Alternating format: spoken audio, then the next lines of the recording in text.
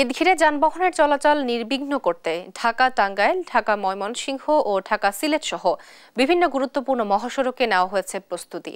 ঢাকা টাঙ্গাইল ও ঢাকা ময়মনসিংহ মহাসড়কের শৃঙ্খলা রক্ষায় ব্যাপক প্রস্তুতি রয়েছে বলে জানিয়েছে গাজীপুর মেট্রোপলিটন পুলিশ। থাকবে পর্যাপ্ত ট্রাফিক পুলিশ, থানা পুলিশ ও মোবাইল টিম। এছাড়া 10টি রেকার রিজার্ভ রাখা হবে, যাতে কোনো কারণে যানবাহন বিকল হলে দ্রুত সেগুলো সরিয়ে নেওয়া যায়। এছাড়াও আশুলিয়ার বাইপাইল, আব্দুল্লাপুর ও নবীনগর চন্দ্রা মহাসড়কে জনভোগান্তি কমিয়ে আনার চেষ্টা করছে এক্সপ্রেসওয়ে কর্তৃপক্ষ। ঢাকা সিলেট মহাসড়কেও চলছে 6 লেন উন্নতিকরণের কাজ।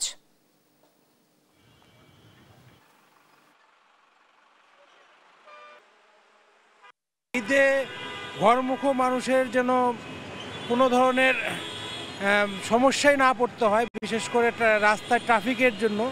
সেজন্য আমরা 9টি রেকার সহ অন্যান্য যেসব ব্যবস্থা, এইসব ব্যবস্থা আমরা রেখেছি।